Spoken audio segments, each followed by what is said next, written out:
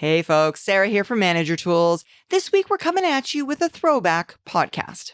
It's because we, just like you, have families that we want to spend this time of the year with. If you are not in the United States, it is Thanksgiving quickly approaching.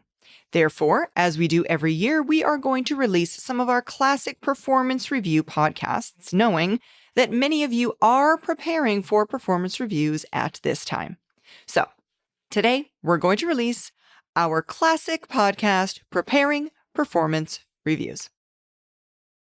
Looking to take your career to the next level? The Manager Tools license offers thousands of hours of actionable advice, tools, and frameworks to help you lead effectively, communicate with impact, and manage your team with confidence. Whether you're aiming for a promotion or preparing for future opportunities, our license provides the resources you need to succeed. With access to exclusive content and a supportive community, you'll be equipped to tackle your career challenges head on. Start your career journey today at manager-tools.com/memberships to learn more about the Manager Tools license. Well, it's that time of year again. Most managers we know right now are thinking about the holidays and annual reviews. Now, you didn't forget about that, did you? Well, after years of managing, training, consulting, we've concluded that this is one of the most poorly managed and implemented processes that we're aware of.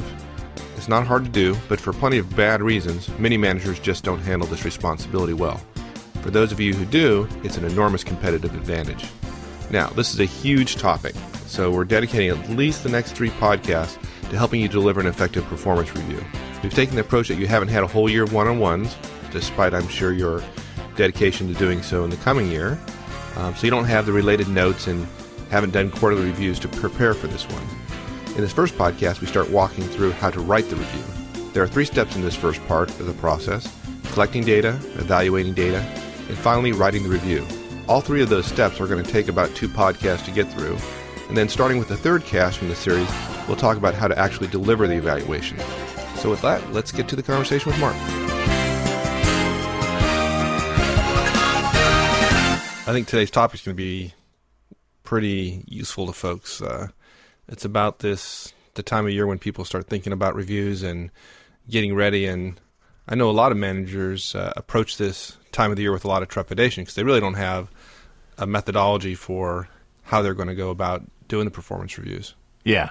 Do you find that folks get pretty worried about how they go about this during this You know, it's funny. I think the really good ones do, and privately they get upset that the company doesn't do a better job of preparing them and giving them information. I mean, the HR is great at giving deadlines, and shaking their finger and saying you will and you have to and you must and you should. I think a lot of managers just put it off, and I'm not sure there's anything worse they can do than that, because everybody knows they're putting it off and then rushing around at the last minute and then expecting to have some credibility, some professional credibility when you're delivering a last-minute review. Why bother? I mean, it almost sets you up for 3 months' worth of failure after the fact.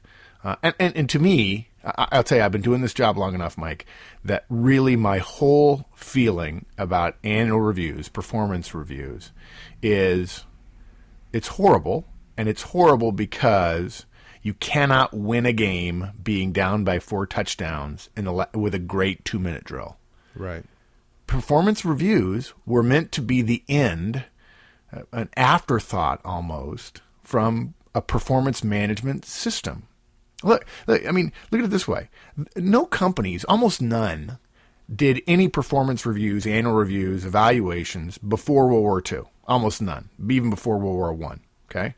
The only ones that did it were a few big companies that were very technical or had a really unusual background, and the military. And the military did it for a very simple reason. Their chain of command might change very drastically, very quickly, if they have to do their job.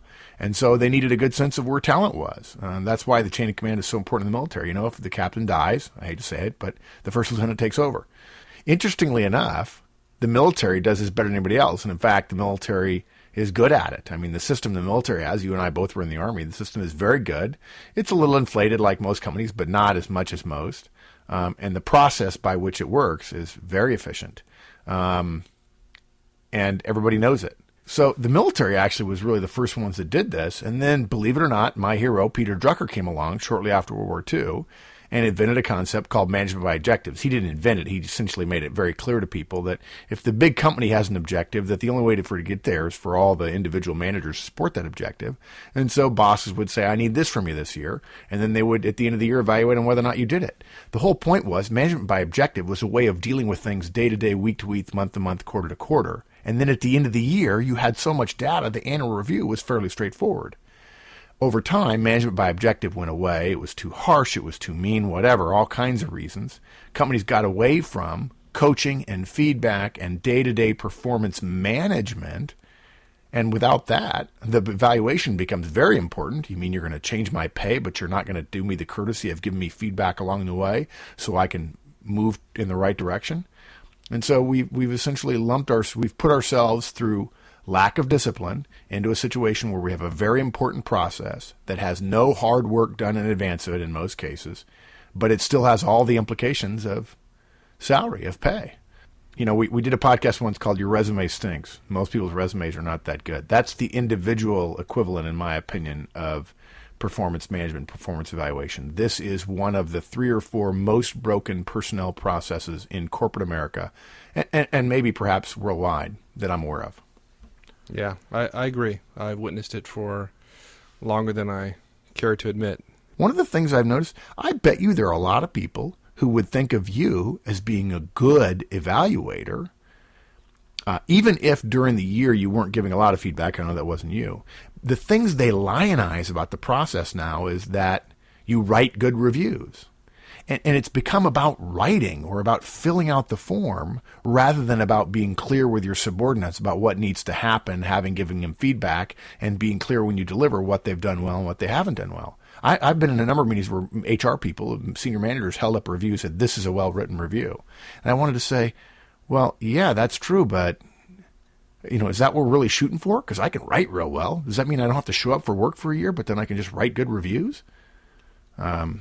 So yeah. Right. The standard has become a well-written review in the sense of prose versus an instrument that's useful in helping guide someone towards improving their performance and enhancing their opportunities for development within the company. Yeah, absolutely right. Yes, and I believe that the writing is really around the formulaicness, if you will, of the form, as opposed to it being chock-a-block with good information that'll help people. So yeah. Good. Well, I think a lot of people have difficulties with reviews, and I suspect that most managers right now are thinking about reviews. They may not be doing anything, but they're certainly thinking about it, and feeling a little bit of stress going into the end of the year because they really haven't developed a method for completing performance reviews. Yes. And I think some of the things we're going to talk about today should alleviate some of that stress because it's a relatively straightforward process. I'd say it's particularly straightforward if you're following our advice on performance management systems throughout the entire year. But there's certainly time now between now and the end of January to give somebody a well-written and effective performance review if we kind of go through some of these steps. Yeah. One thing you mentioned, end of January, you and I have kind of agreed through, my experience and your experience that end of January is a not unusual time for the deadline to be. But we'd like to put out an ask to everybody here to send us a note, send us an email or post to the website and tell us what the rough timeline is at your company. We'd also love to see any of the evaluation forms just so we can continue to advance our knowledge and think and be able to provide insight based on what's happening out there now. We suspect most forms are a combination of numerical analysis, ranking against behavioral traits, and also some brief commentary. That's a short answer to what we know is we have a great deal of knowledge about all the different formats, but we'd like to see what exists now. But we'd particularly be interested in what the timeline is. We're doing this at the end of the year, this year because it makes sense. But as you say, this is the end of the performance management process for the previous year, and we're going to have to take the approach that not everybody who's listening to us has done performance management throughout the year. And so we're going to take an abbreviated approach to this and talk about getting ready, at least in this cast and maybe in another one, about writing the review, knowing that you haven't dotted your I's and crossed your T's throughout the year. And then we'll remind you at some point in the near future here how you can be more effective in terms of dotting your I's and crossing your T's in the next year so that you'll be ready and writing your review a year from now will be much simpler. All the data will be right in front of you. You won't have to gather it, and you'll be able to come to a conclusion very, very quickly. Yeah. Now, most of our listeners will be listening to this on Monday or Tuesday. Are there any things that they can do today, right now, to get this process started? Yeah, there are two things right now you can do that'll make your life easier, that'll put you half a step ahead of a lot of the people. First of all, lock down the location where you're going to do your reviews. Now, obviously, if it's in your office, lucky you, good to go. If it's not going to be in your office, find a space at the company where you can do it. And that means going in and locking down the conference room for a couple of days in order to get everybody through. And that'll make things a little bit easier. The other thing is you're going to be asking each team member to review their own performance. That may surprise you. Maybe your company asks for that, and if that's the case, great. We've got on our website, so you need to go and visit today, a document that you can use as guidance in terms of sending out an email or visiting with your folks in your one-on-one. It's a script or a memo to send out to say, look, I'm going to ask you to review your own performance. So you can ask them to do that now before the Christmas holidays, so you can get it back. So if you have any chance to think about this over the holidays, you'll be well ahead of the game. You don't want people handing it to you right before you deliver your review. You want to get it back in time to consider what they've included in your evaluation of them. So those are two things. Lock down the location and ask your folks for their input to be given back to you within a couple of weeks.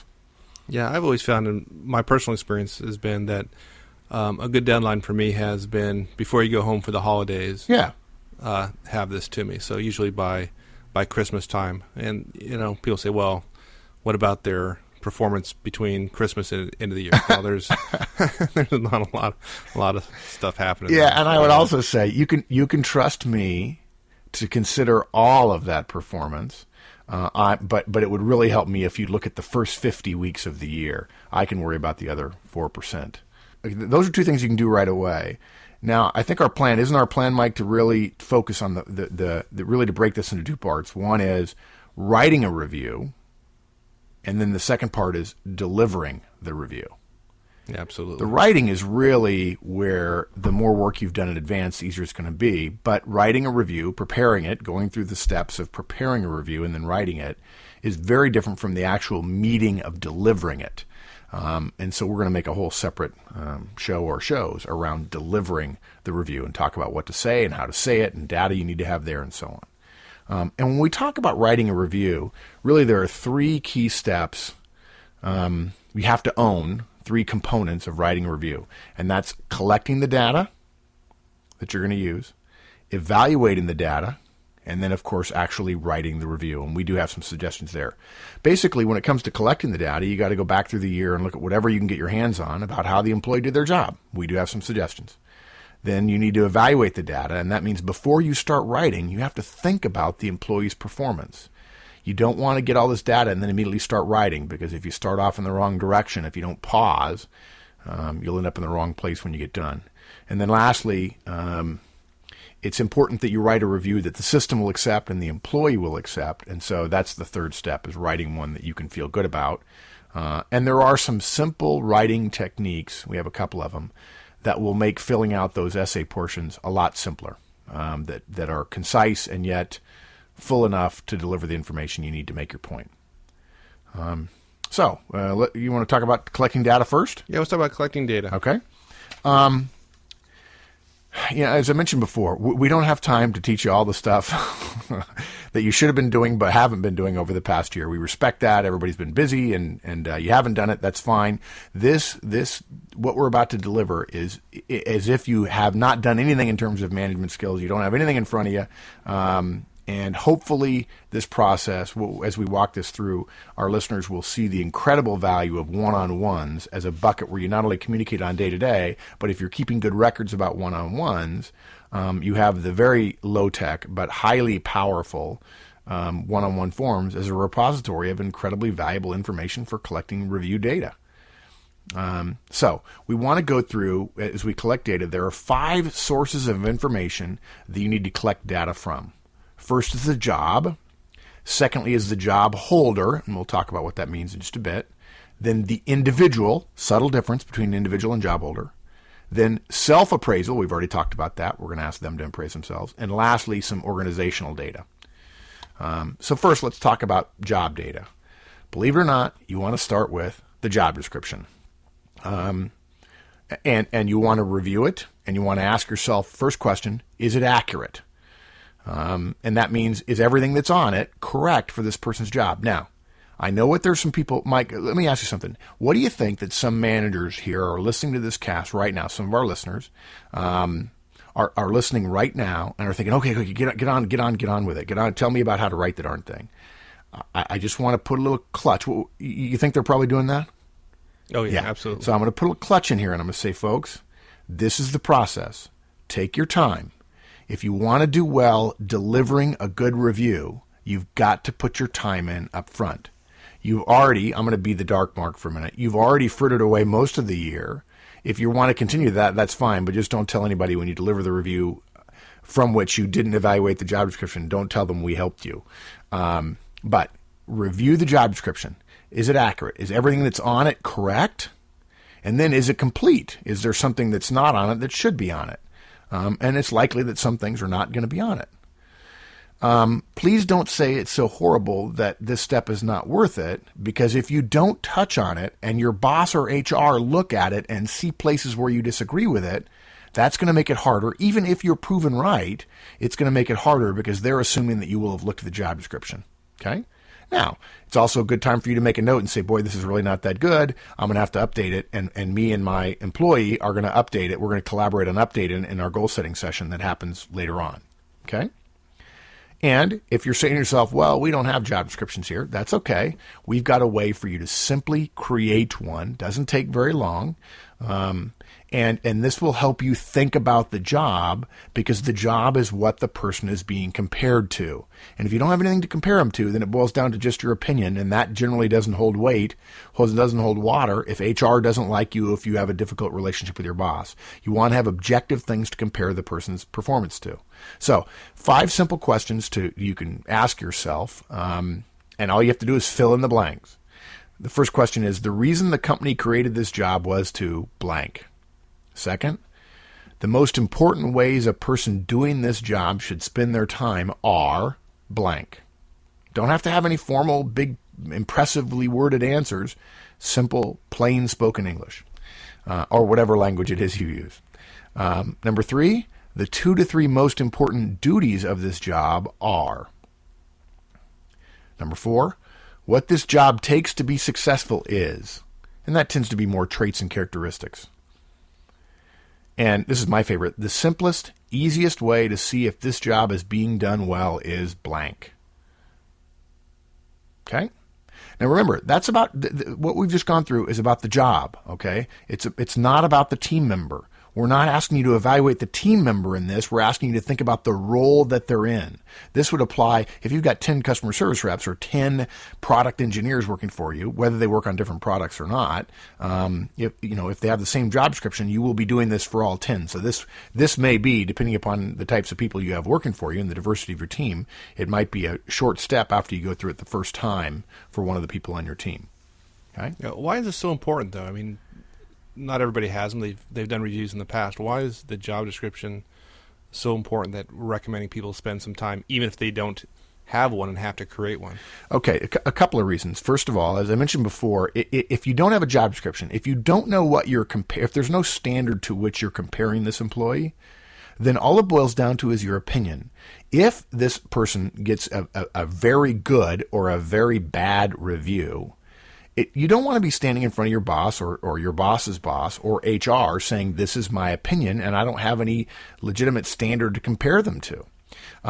If in fact there are legitimate reasons, organizational changes, institutional changes, marketplace changes, such that several of the goals you set for them in the previous year they couldn't have achieved because they're outside of their control, or another division changed their plans or what have you, if you don't have any goals to compare them to, no objectives, and there's no standard in terms of their job, in terms of a job description, if there's nothing objective about it, then you're left with your opinion. If they did very well and you want them to get a big raise and it's all your opinion, the person who has the budget is going to say, well, no offense, but you're just a manager or a director or whatever. That's nice. That's their opinion, but we don't have anything to compare their data to. We're going to choose to leave him off as opposed to the person who nailed every single one of these other job description points over in this other division.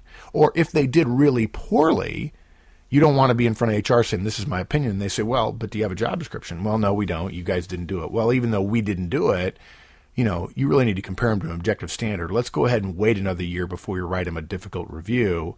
Let's give them a job description to compare themselves to. Right. So you can only evaluate performance in the context of a specific standard. There you go. I took 2 minutes to say what you said in like 3 seconds. No wonder our podcasts are too long for those morning commutes. Good point. You're absolutely right. You need an objective standard. It gives you so much credibility when you have to stand next to your reviews. And again, the big thing with reviews are either tail of the bell curve, the top and the bottom. You want your top people to get what they deserve, and you want your bottom people, you want the review of the people that are at the bottom end of the spectrum to stand up so that you can have credibility when you put them on step one of counseling or whatever the case might be. You want the organization to stand behind whatever evaluation you give. Okay. So that's the job. You said... Go ahead. Yeah, you said... So you said something about the second source information being the job holder. What's a job holder? That doesn't... Yeah, it's really a bad title. We may want to come up with something different. This is actually the work that the employee did, but it's not. We're not at this point talking about the employee. Okay, we separate the objective data we could gather or behavioral observations from the person. For instance, Mike, when we talk about the feedback model, we don't say you're a bad employee. We said you did X, and here's what happened. What can you do differently? In fact, I think I joked in one of our sessions. I said it's completely okay for you internally to say to yourself, "I love you" or "I care about you," and when you behave this way, here are the bad things that happen. We don't say "bad boy." We say, "Son, I love you, and you need to do this differently." Not implying, again, that employees are kids. They're not. Okay? So we make a distinction between the individual, where we look at their history with the company and their resume, previous reviews. That's past. And the actual stuff they did in the job. If you wanted to call this performance data, that's fine. You could. Does that help? Yeah, that helps. Good. Okay. Yeah, we might want to change that and call it performance data.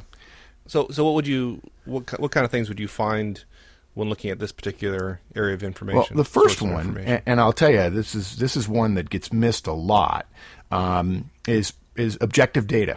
And I'll tell you why it gets missed a lot, Mike. We talk about this. You and I have talked about this before in terms of human behavior. You've commented that I have a really good ability to observe someone and then describe their behavior rather than how I feel about their behavior. For instance, the whole thing about you made me mad. No, you didn't make me mad. You behaved a certain way, and I choose to get mad. Well, so often managers are so quick to not even see the behavior, but just to say, oh, he's angry, or he's sharp, or she's full of foresight, or she's got a lot of insight here. That's not actually what happened. What happened was things they said, things they did, the words they said, how they said them, and so on. And a lot of times what happens is managers are quick to generalize or to draw a conclusion and forget what behavior, or more importantly in this case, the data that they have that supports their opinion. I tell you what, if you don't observe objective data, and there is objective data in the system somewhere, and you have a review that's really good or really bad, because those are the ones that are going to get challenged. If you have a really good or a really bad review, and there is objective data available to you that disagrees with your conclusion, you can expect to have to make a case why you're smarter than the data. And generally, you're going to lose. So give me some examples of the kind of data that we collect. Sure. for this? Obviously this assumes that you're in a company big enough that pays attention to metrics and standards and reporting. But look, it could be as simple as the number of days they were late, number of calls they answered, number of calls they dropped, the average quality score of stuff that they produced, total parts produced, total jobs finished, the number of complaints, the number of compliments, the number of errors, the number of spot bonuses they got, the number of times they went on disciplinary action, the number of end of quarter awards, their ranking in the representative structure, the number of quarterly contests they won. You notice I'm not talking about the quality of their work. I'm talking about the numbers that then may cause me to draw a conclusion about the quality of their work. If I say that somebody has a poor attitude in their review, I better have 5 or 6 specific examples of objective data. For instance, it's not enough to say routinely late. Well, you can say they're routinely late, but if you say in 1-2 month period they were late 26 times, you're not going to have anybody from HR arguing with you about their attitude. So you've got to gather the objective data. And what's helpful is, one of the things managers tend to do is they tend to rate people who are like them or very dislike them, either positively or negatively. The objective data generally will support your conclusion. I'm not going to kid you. Most managers have a pretty good sense of their team, but it's very helpful to know that there are specific bits of data that help your case, and you want to state them if, in fact, you want to make a particularly strong case. Okay? Okay. All right, good. Now, I'm not saying that those are the only things. There could be hundreds of pieces of objective data. For me, as a consulting firm owner, it'd be the number of clients, the number of revenue, the amount of revenue, the amount of profit, because I have a responsibility for costs, the number of successful hires, the number of days employees have been retained, those kinds of things, different for every job. Certainly budget for managers would be an issue. Okay, next thing, critical incidents. It may be hard if you haven't done it throughout the year, but this is basically an accounting of events which involve the team member, big or small, doesn't necessarily have to be huge. And of course, the problem so often is you can't recall things that are not huge at the end of the year, particularly things that happened in February. It doesn't have to be huge or grand or good or bad, and it can be an incident. It's an incident rather than a bit of data. It could be the handling of the John Smith referral call. It could be the connection between engineering and production on widget number 525. And what you want to do is write down your recollection of that incident. Use whatever system you already have to gather data from, and obviously, again, those one-on-ones with yellow stickies on them. If on Tuesday I'm going to meet with you in our one-on-one, and on the Friday before something happens that I want to remember, I just write myself a yellow sticky and put it down in the one-on-one. I may or may not talk to you about it in the one-on-one. I probably will, but at least at the end of the year, I've got 50 probably one-on-one forms that I can review. See if you can guess where my mind immediately goes to where I can find all those critical incidents. You tell me. Yeah. Email. I mean, what's funny about that, Mike, is that people complain about email, but there it all is.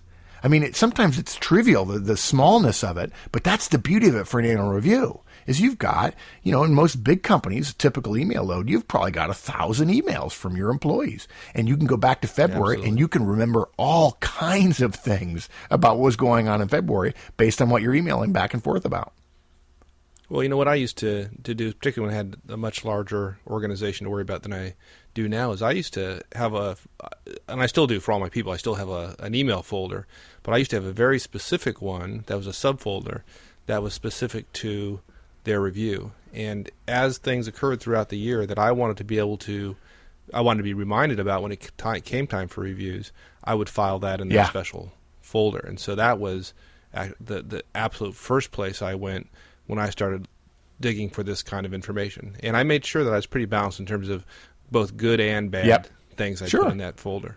Hopefully, our folks have started using rules to sort mail by each of their team members, so that if it comes from Bob and Terry who work for me, there's a mail inbox folder from Bob, and then also one from Terry. And I've seen it, Mike. Now you're a little bit more sophisticated, but I've actually seen managers' faces just get so excited and feel like, oh my gosh, I'm going to be able to give a great review, because they're going through their inbox folders and seeing things that happened in January and February that are so long ago they never dreamed they would remember it. And there it is in black and white, a string of emails back and forth and how they handled it and whether it was good or bad. And quite frankly, sometimes all you need to do is see the first email about a particular situation, and that takes you right back to March, and you're going, oh, I remember that. That turned out really well. He saved my tail on that one. So I've seen the looks on faces, and it's well worth going back through email. It shouldn't be a crutch to keep you from doing one-on-ones and keeping notes in other places, but email is a great place to look. Okay, and the third thing is, and those are incidents we're talking about, and the third thing is actual behavioral observations. We're not talking about performance in terms of results here. We're not talking about an incident, but just anything you see that happens day to day, week to week. Again, unlikely you're going to naturally remember it. And in fact, this is the one, behavioral observations tend to be the ones that cause you to have the what we call the recency skew, which means anything that happens in November and December tends to get weighted more heavily than things that happen in January or February. That's one of the errors in terms of evaluation that's pretty common among managers. But if you've been keeping notes, about feedback you've given them, positive or negative feedback, it'll be easy for you to remind yourself of what the behaviors are. And the reason we mention that is because most evaluations tend to be a combination of how do they do versus their goals, what was their performance against plan, and then also some comment, some feedback, some review of their behavioral traits or characteristics. Their personality, if you will. That's probably too loose a word. But those are the kind of things that may very well be on the review. And if you take some time to think about them, and again, think about behavior rather than just generalizations like friendly or warm, think about specific behaviors, you'll do well, and it'll make it easier for you when you actually sit down to write.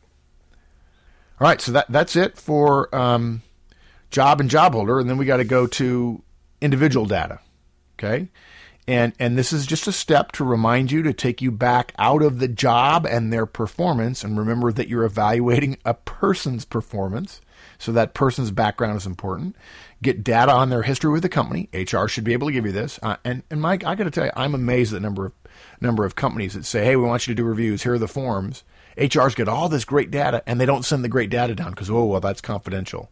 Well, I'm about to write a review that's going to go into their confidential file. Can I see the rest of their file so I can write a good review? Also, I think you should review their resume every year. It helps you to see what their career path is, what they've been doing, whether or not there's anything in their background that you're not tapping that might be helpful.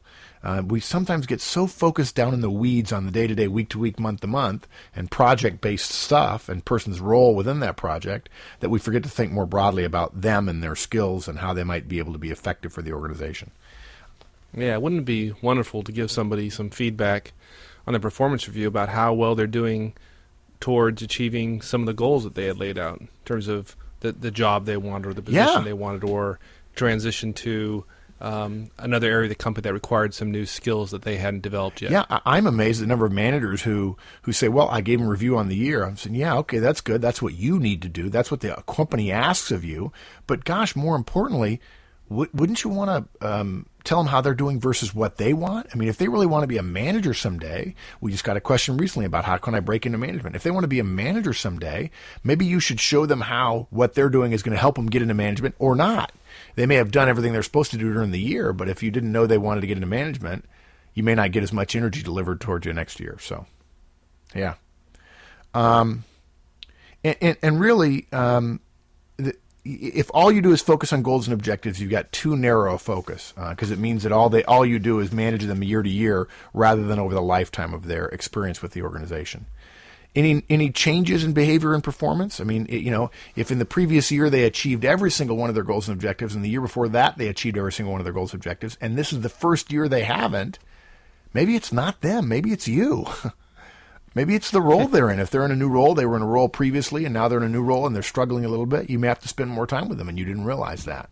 You need to be able to review the individual data to help you get a sense of where they are within their career and the company and the job.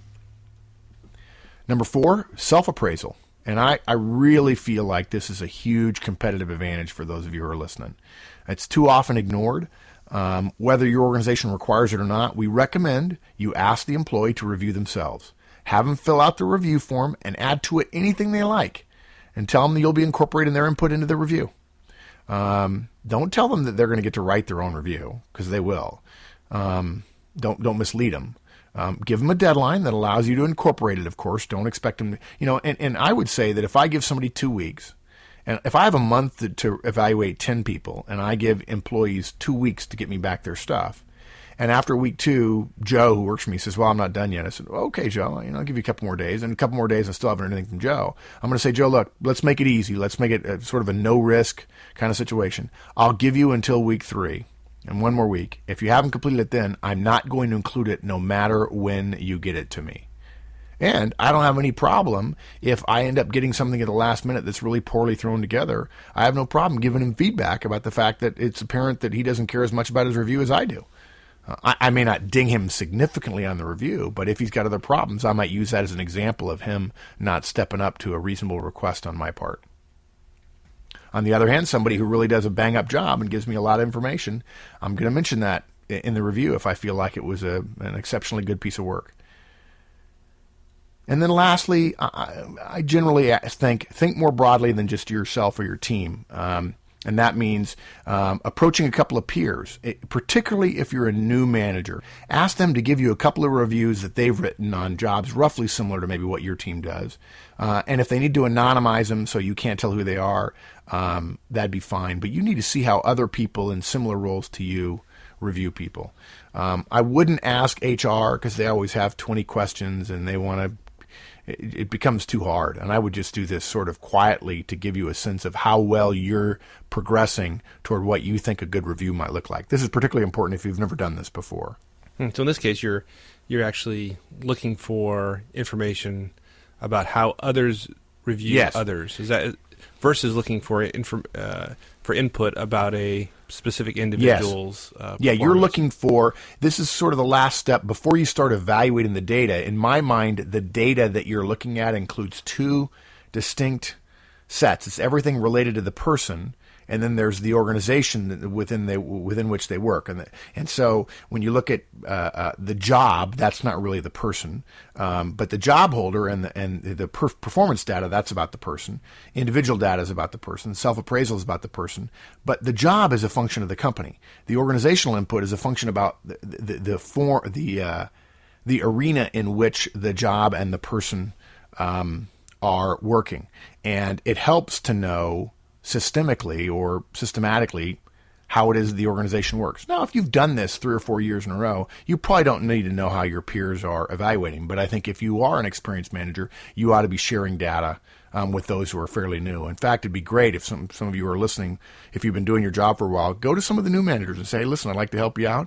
I've taken out all the personal information. I thought you might like to see the last year HR said these were particularly good. And maybe this will help you write your reviews.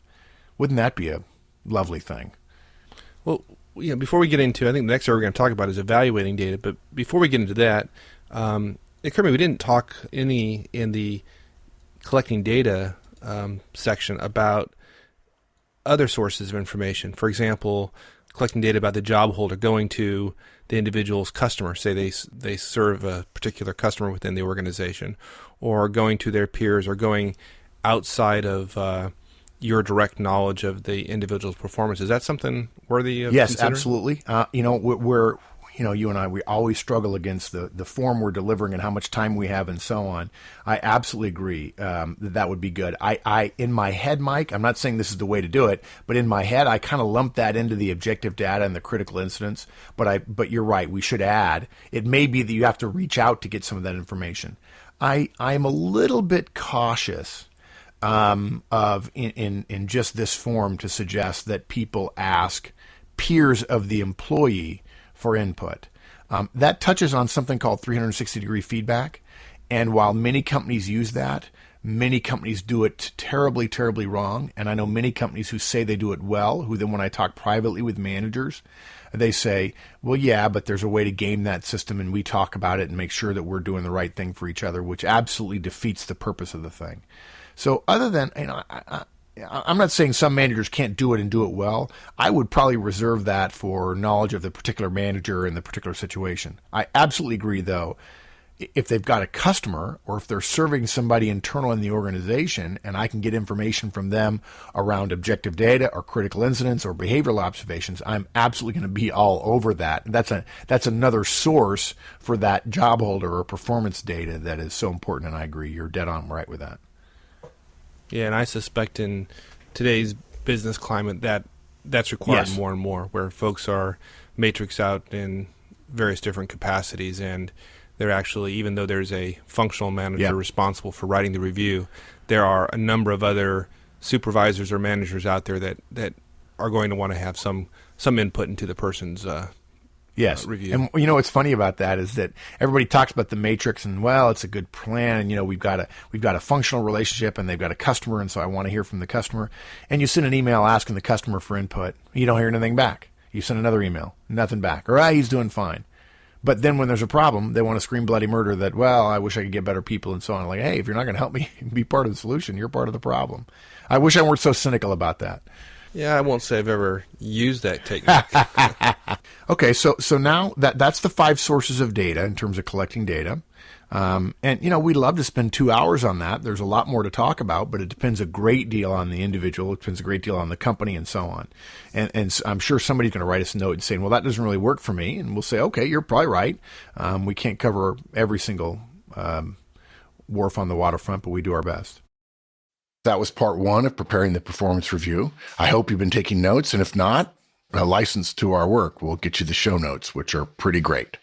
Since we created these casts, we've created a lot more guidance on performance reviews, so if your question didn't seem to be covered, go to our website, type in performance in the search bar, and it will list podcasts for you that address that. Now, here's part 2. The next step is evaluating the data you've gathered. And we feel this is even harder because it's really, again, it depends on the company and the role and so on. But there are 3 steps we do suggest everybody go through before you actually write and fill out the form. And I will tell you that if you do these well, these are ones you'll remember as being most helpful. You got a big pile of data in front of you, and the first thing, as you've been gathering the data, as you're thinking about it, what does this mean for Joe, this guy I'm evaluating? What does it mean for Terry? What does it mean for Jane? The first thing is begin with the end in mind, just like Stephen Covey says. Lay everything you've got down and ask yourself, what is the core message that I want to send to this person? What is the one thing I wanted to learn from this evaluation? What do I not want him to miss? And then don't lose sight of that idea as you evaluate, as you continue to evaluate and you write. Make sure that message comes through. Now, I'm not suggesting that means that's the only message. You don't want to say, well, I want to send a message that he's good, so therefore I'm going to take out everything that's bad. No, that's not it at all. There's both going to be good and bad in probably every evaluation. But so often what happens is we go through each part of the form as we rush to write. We go through each part of the form, and then when we get done, we're kind of like, oh, what does that say? Well, each part is right, but the overall intent or the overall message is very muddied. And I found it's very, very helpful when you're actually delivering the review to have a clear upfront paragraph or 2 that describes what the key takeaway should be of the meeting that you're having. And I tell you, if you do not tell people what your key message or takeaway is, they won't get it. Quite frankly, when you deliver a review, the only thing you can be sure of, well, it's a little pop quiz, Mike. What is the one piece of information that everybody can be sure, every manager can be sure the employee gets in an annual or in a performance review? Mike, forget about the form, forget about the review for a minute. Think about the meeting you have with the employee, the words you say, what they're coming in to hear from you, what they're hoping to find out. When they get done with the meeting, what is the one thing you tell them that they will not forget? Their raise, their merit increase, or whatever Absolutely you call right. it. And if you're not careful, that's what they'll remember. And if you don't have a clear message about the performance, particularly when the raises are smaller or the buckets are narrowly defined between top performer and middle performer or almost top performer, and there's a 7% raise or a 3% raise or a 6% raise, if you're not very clear about what your message is, they'll spend all their emotional energy thinking about, did I get a 6 or did I get a 7% raise? And why did I get a 6? And boy, can't he see that I nearly killed myself this year for him. I think I deserve a 7. Yeah, or give them a 1%. They'll remember that too. Oh, they'll remember that one. Yeah. Okay, so that's the first thing. Begin with the end in mind. Sketch yourself some notes as you're looking at the data. What is the key message I want to get across? And make sure you don't lose that, to include a prefatory paragraph or two in the meeting itself where you talk about what the message is. Second thing, good idea to remind yourself of common evaluation errors as you evaluate the data before you put pen to paper. There are many of them that psychologists can talk to you about, 6 or 7 or 8 that are sort of semi-famous, and maybe in a longer podcast we'll talk about all those things. But we believe the 2 that are most common are, first, the halo effect, or its opposite, the horns effect. That's one. And that just simply means you like or dislike the person in general, and then you generalize to every part of their performance based on that one perception. A good example might be, you like me working for you. I tend to be pretty smart and pretty aggressive, and so therefore overall I do real well. And that causes you to overlook the fact that I can be abrasive at times with some of my coworkers, and that needs to be included as a developmental opportunity for me. So that would be a halo effect, giving a skew to my evaluation. The other effect that I think is very important is the similar to me effect. And basically, if someone resembles you, and I'm not just talking about appearance, I'm not going toward race or gender here, but if they're similar to you in drive or personality or desires or career path or background, this gets layered over their whole evaluation, and they tend to do better on the evaluation than they should. And the opposite is true as well. That person has a very different background than me. They tend to think differently than me, so therefore they're not going to do as well overall. There is very little evidence that race plays any factor in evaluations. It's very, very, very slight based on a study a number of years ago, but it was not statistically significant. There's very little evidence that gender plays any difference, makes any difference in evaluations. About the only thing that tends to be systematically proven in evaluations is that younger managers, newer managers, tend to be tougher than more senior managers, more seasoned managers, if you will. That's about the only bias in terms of broad biases and those kind of things that tend to be true.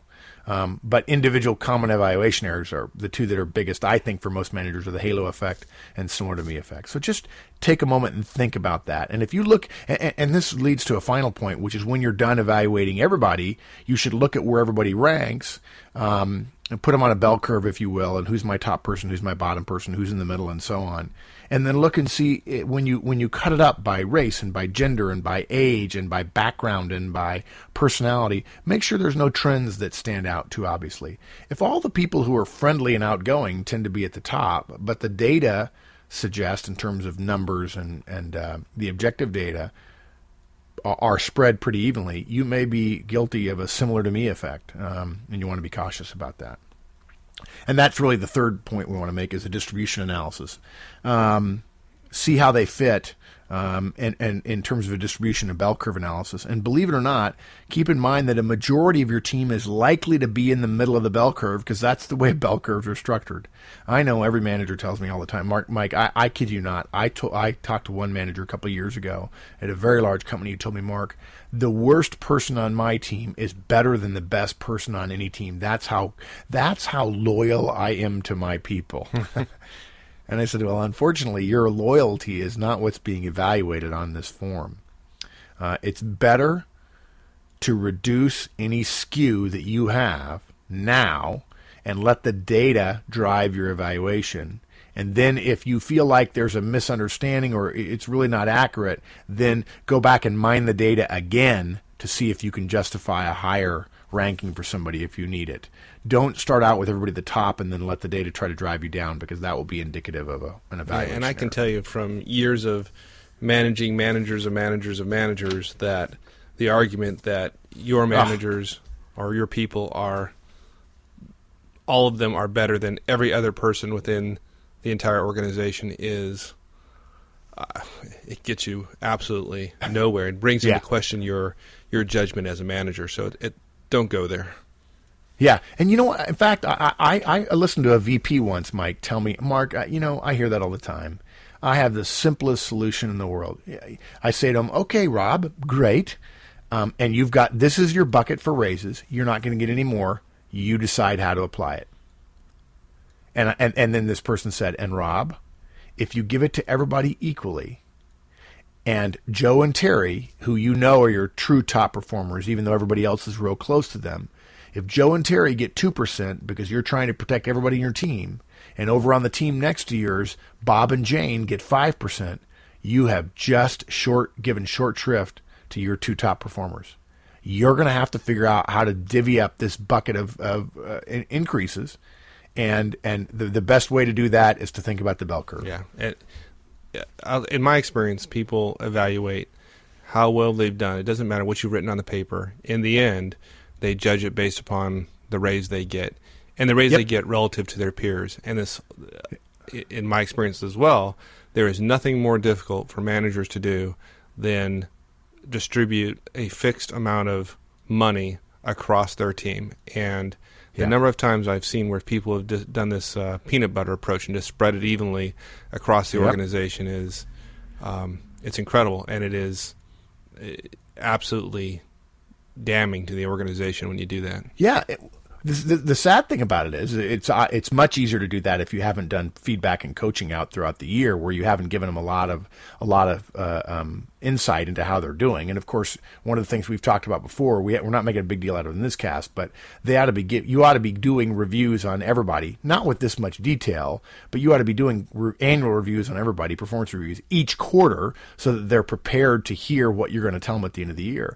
But the danger of giving everybody equal is that it demotivates your top performers and motivates your bottom performers. It essentially says, keep doing what you're doing to the bottom performers, because whether you like it or not, people may not, it may be, quote, private, but let me tell you, your top performers are going to walk out of there being ticked. Your bottom performers are going to be going, man, I got the middle. I did fine. And so they continue to do what they do. And then when you try to give them different feedback in February, they're going to say, wait, last year I got the same raise as everybody else. Why all of a sudden you picking on me?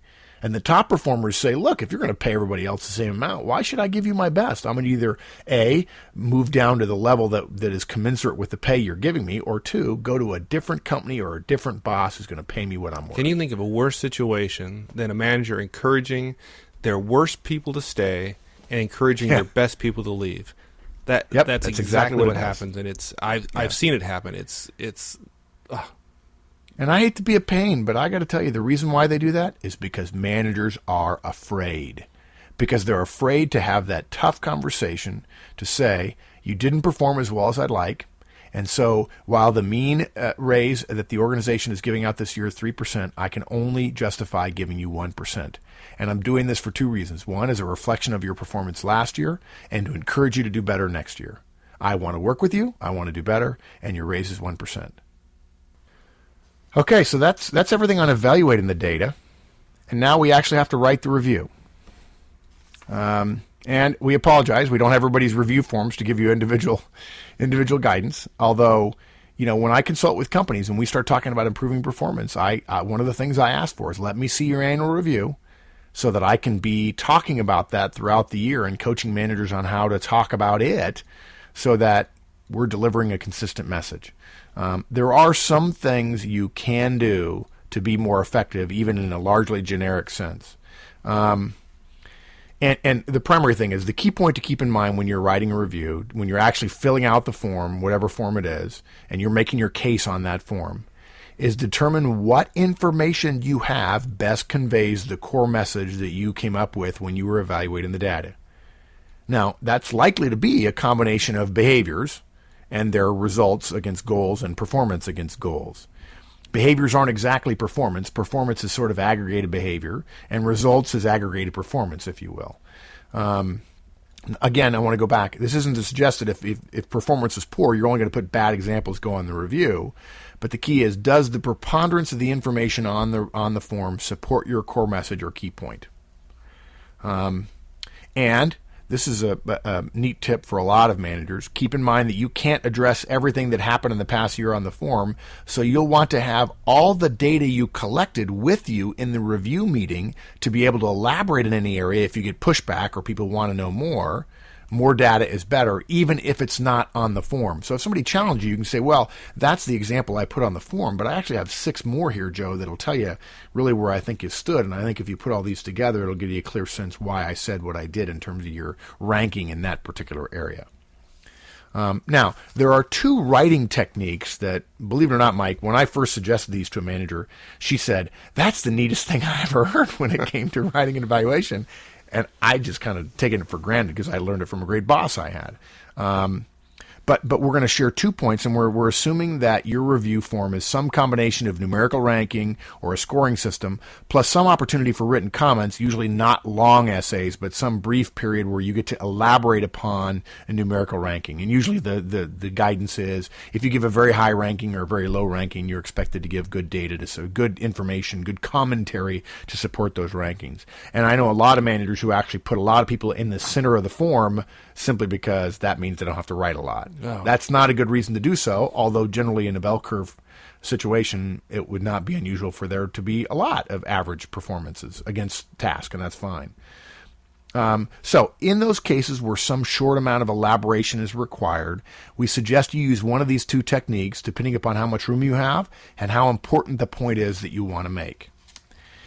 The first technique is called the SEER technique, S-E-E-R, and it's generally used in the places where you have more room, and it's probably better if you want to make a more important point.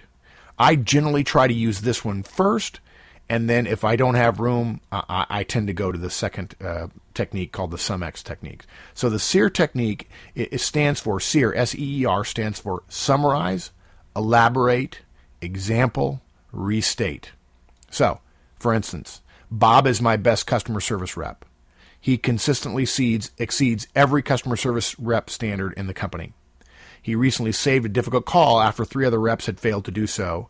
He's an example we ought to put on training videos. So let's go back over that. Bob is my best customer service rep. That's a summary.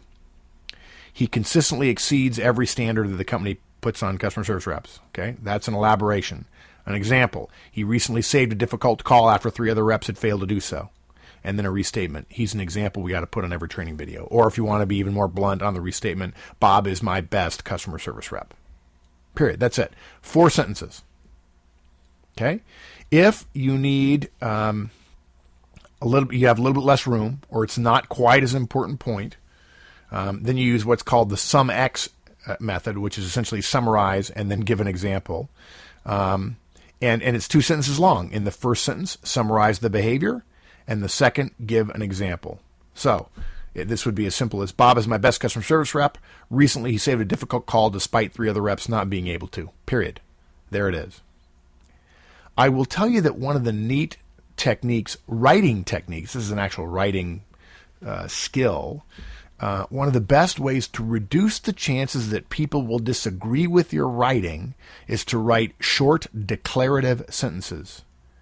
And that means avoiding commas, avoiding ands, avoiding semicolons and colons and howevers. The less commas you use in your review, the less other people will misunderstand, and the more likely your review will get the point across that you want to, and it will also pass muster with the organization and with HR.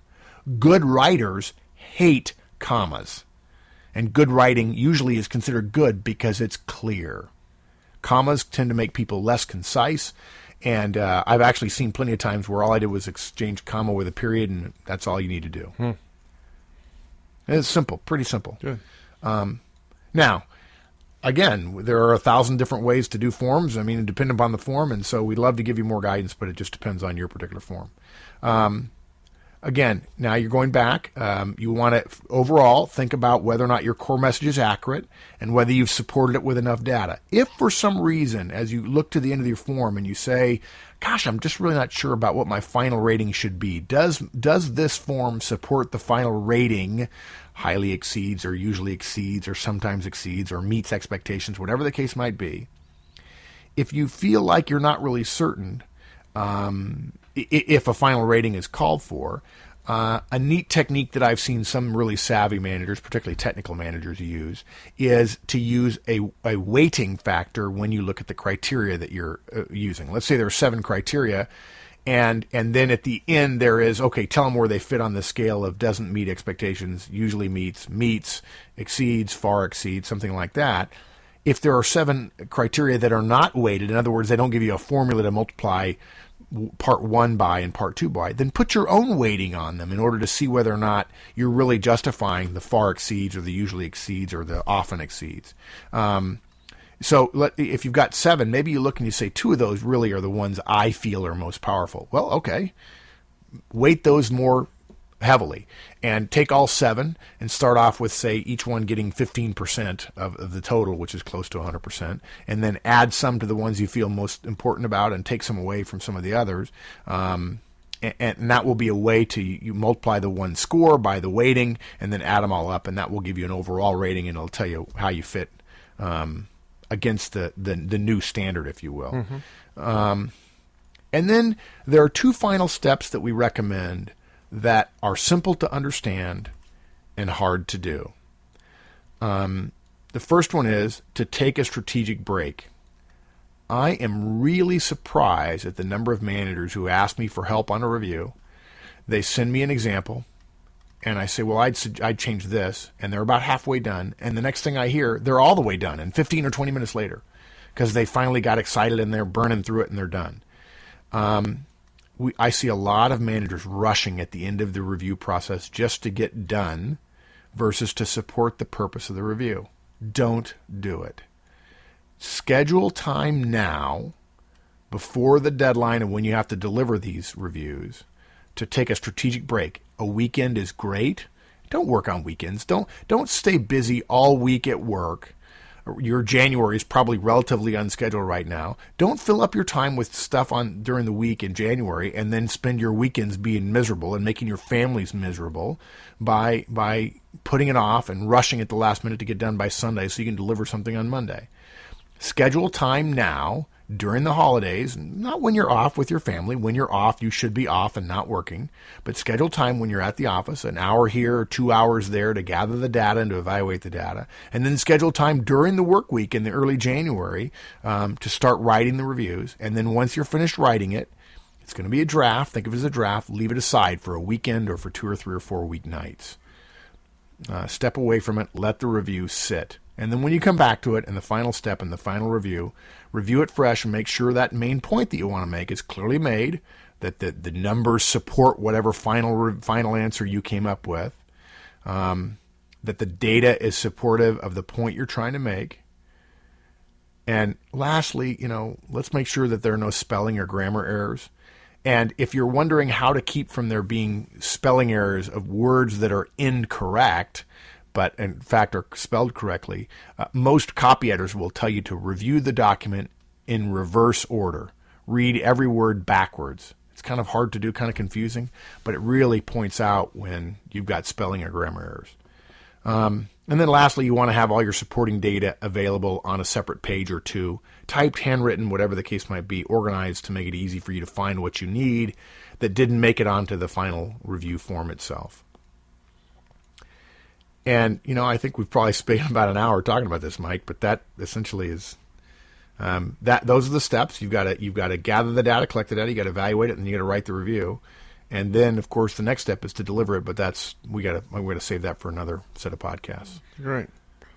Super. And let me ask you a question, though, before we go. Sure. Yeah. How about using performance software? There's software you can buy out there to help you perform performance reviews. What do you think about the use of those tools, and when might it be appropriate and when would it not be appropriate to use something like that? Well, I know you've used it, or you certainly know more about them than I do. I've seen them used a couple times. I've never used them myself. Part of the reason for mine is I'm not necessarily the best person to ask because I like writing, and I'd prefer not to let a machine write for me. What I have found is that when they are used, they are going back to that fundamental issue of we're going to write the review rather than actually doing the hard work of preparing the review. If you're really well prepared, writing is easy. So I generally don't recommend it because people use it as a crutch, coming up with good words and phrases, adjectives and adverbs that are powerful. But I'm not going to say to a manager, if you've got all your data together and you're just not a great writer, you're really struggling with writing, I don't think they'd be a bad idea. I just don't think they can make you a great reviewer if you haven't done your homework, collected the data, evaluated the data, and know exactly why you want to send John this message and Terry that message.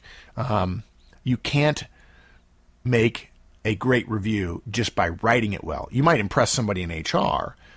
So would I rule them out of hand? No. In fact, for the right manager, I would say it'd be great. But not every manager is the right manager to be using them. Yeah, I'm not. Yeah, I've used them in the past. Matter of fact, one particular year, that was how the entire organization did reviews, and it was more of filling in the blanks than it was using it to generate the text. So it was useful in the sense of formatting the review and printing out the final document. Sure. That was pretty nice. In terms of use, in terms of generating the text, I'm kind of mixed. In some cases, it was useful to give you a structure for. I think it was very similar to like the SEER technique that you talked about, right? That it would kind of generate something in that form, and then you end up doing quite a bit of extensive editing. And in the end, I'm not sure it saved any time at all. Although, if somebody simply had the SEER technique, I think they would have been just as far down the path and probably saved a lot of time and created something more effective in the end. Well, I'll tell you, if we have time, this may end up on the cutting room floor, but I'll tell you how I came up with the SEER technique, and then I've essentially adopted somebody else's SumX method because people said they didn't want to write 4 sentences. I started reviewing a bunch of managers' evaluations, and I realized that what they were trying to do in a very small space was tell a story. Look, I mean, I love stories. Stories are how we learn. It's an important part of our culture, but reviews are not a place to tell a story. They literally would start at the beginning, right? And they would say, well, back in March. And I'm like, wow, there's back in March are 3 words we don't have time for in a 1/4-inch vertical space on a review form. And so what I had this flash of what other times am I asked by clients to teach them to communicate more concisely when a whole story may not be effective. And what hit me on the head was the SEER technique is actually originally comes from how to answer questions if you've given a speech or if you're talking to the media.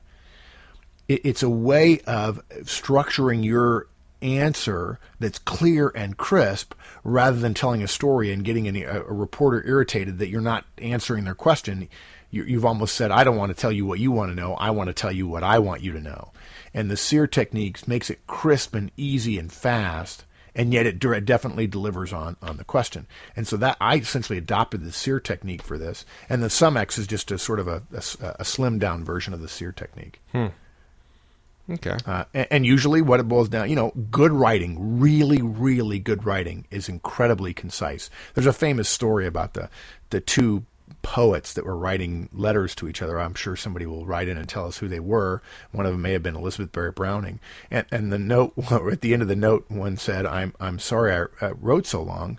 I would have written you a shorter letter had I more time. Because a good writer would figure out a way to cut out the extra words and get rid of commas and be more declarative and more simple. So if you find yourself writing too long, jump on the SEER technique or the SumX technique, and that will crisp up your writing and get rid of the commas. Good. Talk to me a little bit about the balance between creating an objective review against some specific, well-defined performance measures versus a relative performance review, i.e. performance of the individual relative to their peers in a similar position. A lot of folks run into this kind of dilemma where if they were to be objective, the individual would get a less than average review, in the sense that there's a lot of organizations where reviews are pretty what's the word I'm looking for? Inflated. Yeah. And if you were to give, and you as a more careful manager were to give an objective review, you would in fact end up hurting a good performer. Yeah. Okay. That's an answer we could talk about for probably half an hour. I'll give you kind of a high level. At some point here, I'm going to tell you what I'm going to do, but I don't recommend everybody do that. One school of thought would be you would essentially accept whatever natural inflation the company does, and you'll essentially write a review that goes to that, and you're essentially protecting your employee. And the review is everybody in HR and your boss likes it and it fits and it's correct. While secretly you all know that probably you're not being as strongly positive about your top performers, and you're probably not being as strongly negative on your bottom performers. Okay, that's the necessary. The inflated systems not only help people at the bottom, they hurt people at the top, because there's not a lot of room for them to be distinguished from people in the middle or the bottom of the evaluation. Yeah. Okay. So one school of thought is you just write to the system, and it's not, I guess it's what you call relative, in that you're writing relative to everybody else. Okay, I find that egregious, but acceptable. Another technique, the other end of the spectrum, is to say, to heck with the system. I'm going to write absolutely objective evaluations. And I'm going to spread my team out if, in fact, they deserve to be spread out. And usually most teams do. No matter how good a manager I am, I've had good performers and bad performers. And I'm going to be very direct about it. I'm prepared a little bit, more than most, I'm certain, to poke my finger in the eye of the organization that says, well, we really can't give somebody that evaluation. Now, the reason I do that is because I've spent the last year gathering hordes of data that nobody else has. I've got all my one-on-one forms. I've got all the emails that I've sent categorized, printed out in a form that's I've probably got a file 2 inches thick, and I'm going to bury HR in data.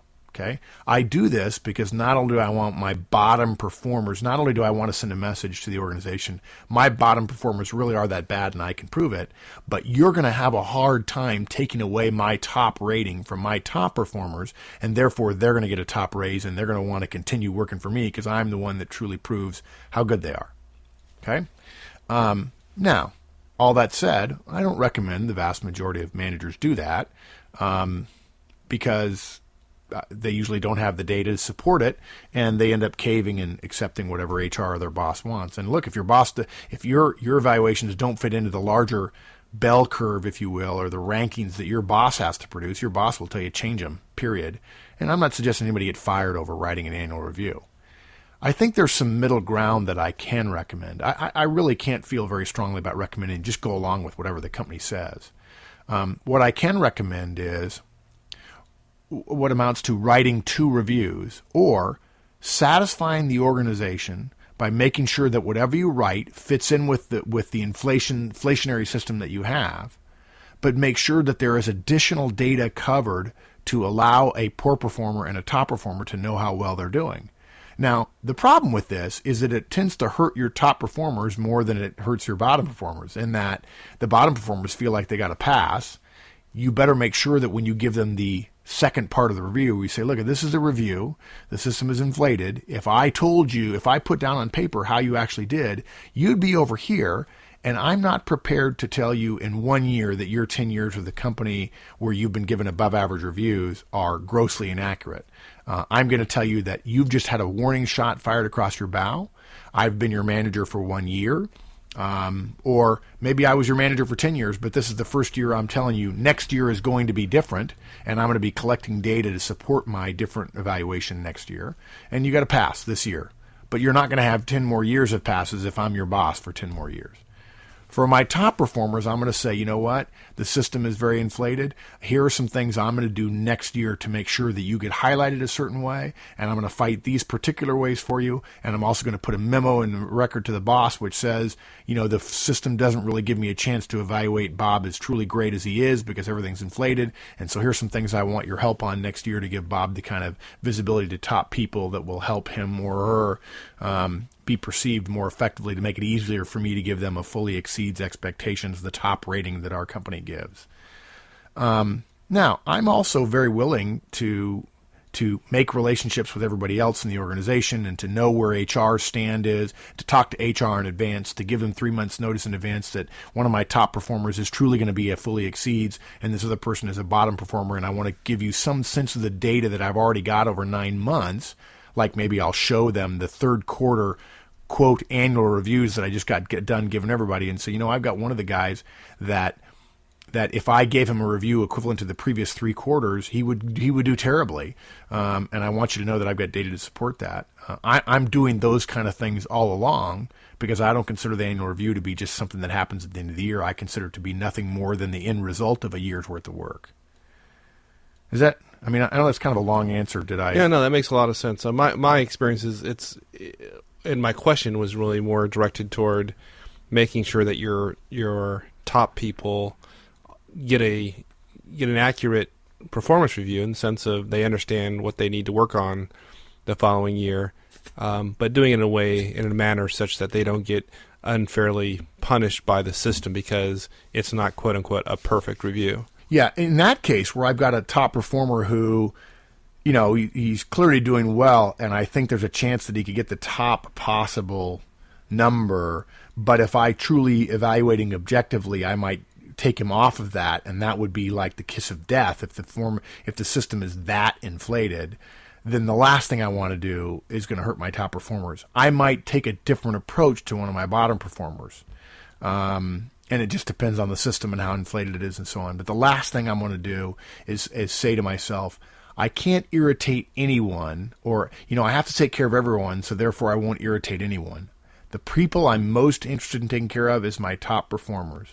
My bottom performers, the top 20% of my staff tend to do 80% of my work, like it or not. If I get in trouble with my bottom performers a little bit, I'm okay with that. I don't want to be in trouble with my top performers. In my 25 years of doing this or whatever, I've never lost any sleep about the effects of an objective evaluation on my bottom performers. That's never bothered me. And clearly, my bottom performers, I want to encourage them to seek other forms of employment. So that's frankly never bothered me. It's when we talked earlier. When we talked earlier about this, I had a thought. One of the ways we started talking about this was, of course, the Army system. At the time when we were officers, there was a non-commissioned officer system, and we had a lot of great NCOs work for us. We were very lucky. And the system was basically, they had to get 125 out of 125. The system was so inflated that if you get 124 out of 125 points, you must have done something terrible, like inadvertently killed somebody. Yep. And my thinking about that is, if an NCO worked for me and it really, literally had done so poorly, but I couldn't justify firing them, I would say to them, I'm going to give you a 125 this year. If your performance stays the way it is, I will fight for you to get a 124 next year. And what they knew that meant was that would be the end of the career. What ended up happening was, and what I would say is, if I am your boss at your next review, and it's longer than 90 days from now, and I don't see any improvement, I'm going to follow my sword to give you a 124 rather than a 125. What would happen then is they would both get very motivated to do better, which is sometimes all that I needed, or they would figure out a way to leave my team, and that's a good thing too. Right. So... yeah, I'm not going to help him go somewhere else. I think that's another problem with annual reviews. People, let's send him over there. He hasn't been doing well here. Let's send him to another team. And nobody's willing to say, boy, he's really a problem. I'd follow my sword and quit before I ever did that. I wouldn't say, I really want you to take this guy. He's really pretty good. Got some issues, but you'll like him. I wouldn't do it. I can't imagine you doing that. I'll tell you, and we're running out of time here, obviously, but one thing that's been terribly effective for me is I have always tried to spread out the curve.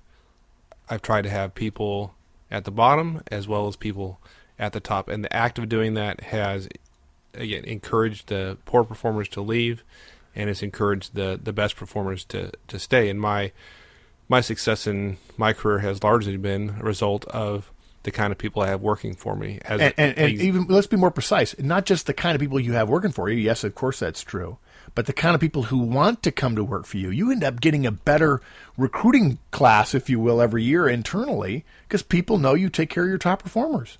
Yeah, absolutely. There was a period for a couple years or so in my old information technology job that it was, I think it's pretty safe to say that folks thought that if you wanted to get promoted to a director, if you wanted to be an executive in the company, then you'd go to work for Mike. Yeah. And the reason being is in the previous 2 years, the only folks that got promoted to the executive ranks came out of my organization. Yep. And I will tell you that those folks absolutely deserved it. It wasn't a matter of my persuasive abilities to get them promoted, but it was a result of what you just said, which is you get people promoted, then the best people are going to come want to come work for you. The only way to maintain credibility, by the way, in terms of getting your best people promoted, is you have to highlight the worst performers as well. You can't put everybody up into the top quartile. It doesn't work.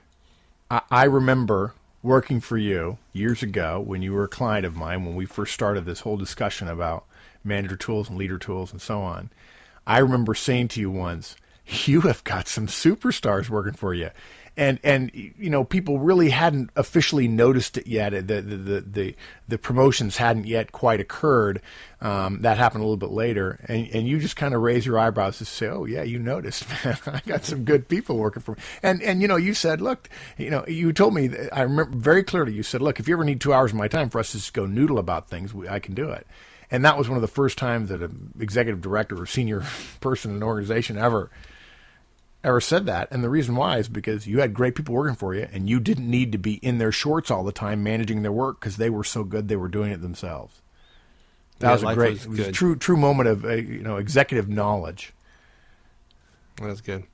All righty. Well, we've I suspect we'll have broken this up into 2 podcasts because of the length, but it's good stuff. It's a big topic and an incredibly important topic. So thanks for sharing this with us. This is great stuff, and I hope this gives folks some information to think about over the holidays as they prepare for their reviews coming up. We really, if you do this well this year, it will catapult you next year. You'll change your relationship subtly with your folks, and it will remind you how important it is to gather data throughout the year and do the reviews quarterly, so that next year, this time, you don't even need to review this podcast because you're all over it. Absolutely. And we're going to come back at the beginning of this coming year and talk about performance management systems in a much broader context, so that when you get to this point next year, you'll be golden. Yep. All right. Thanks my friend. All right. See ya. Bye. Bye. All right, everyone. That's it for today, and thanks for joining us. I'd like to send some thanks and appreciation to those folks who've cared to leave us feedback on the website. We always appreciate that. We've got a couple people who've left us comments on the audio voice line as well, so we're going to be sure to include that in one of these podcasts when we get to a subject that doesn't quite take up all the allotted time. We try to get these things done in 30 minutes, and if you've been with us for any great length of time, we're fairly poor at reaching that objective, probably closer to 40. So we won't add these audio comments to that. In the meantime, enjoy the holidays, and we'll see you again next week. See y'all.